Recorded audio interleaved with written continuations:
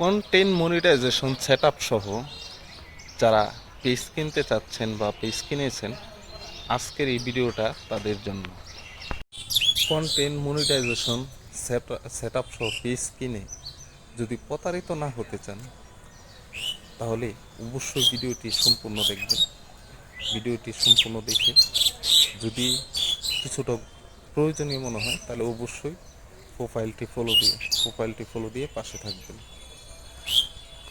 যদি আপনি পেজটি সম্পর্কে এবং কিছু মৌলিক বিষয় সম্পর্কে না জেনেই কিনে ফেলেন, তাহলে প্রতারিত হওয়ার সম্ভাবনা বেশি।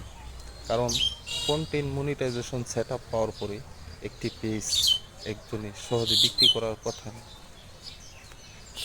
যারা কন্টেন্ট মনিটাইজেশন সেটআপ সহ পেজ কিনতে যাচ্ছেন, কন্টেন্ট মনিটাইজেশন ফেসবুকে সোনার হরিণ সহ কেউ একটা পেজ বিক্রি করতেছে, হয়তো বিপদ আপদে পড়ে কে বিক্রি করতে পারে।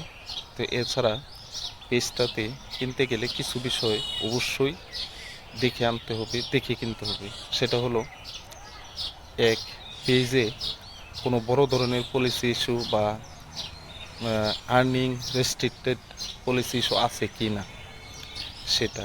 দুই, পে আউট সেটিংটি অবশ্যই আপনার নিজের নামে এবং ট্যাক্স ইনফরমেশন আপনার নিজের নামে করে নিতে হবে।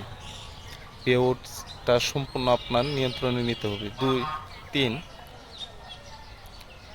পেজটি অবশ্যই কি রিলেটেড ভিডিও আপলোড করা হয়। যদি কপিরাইট বা রিঅ্যাকশন ভিডিও রিলেটেড পেজ হয়, তাহলে ওটা অবশ্যই নেবেন না, কারণ কপিরাইট বা রিঅ্যাকশন ভিডিও এর পেজের কোনো নিশ্চয়তা নেই, সেটা যে কোনো সময় রেস্ট্রিক্টেড হয়ে যেতে পারে।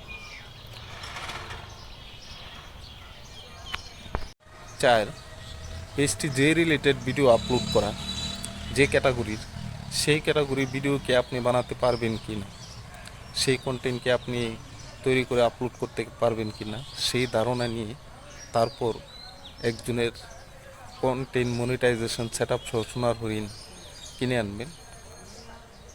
সেটআপ সহ যে পেজটি আপনি কিনবেন, সেই পেজে যে ভিডিওগুলো আপলোড করা হয়েছে, ভিডিওর ক্যাটাগরি এবং ভিডিওগুলো তার অরিজিনাল ভিডিও কিনা, নিজ ভয়েস এবং ফেস দিয়ে করা কিনা, সেটা অবশ্যই নিশ্চিত হয়ে কিনবেন।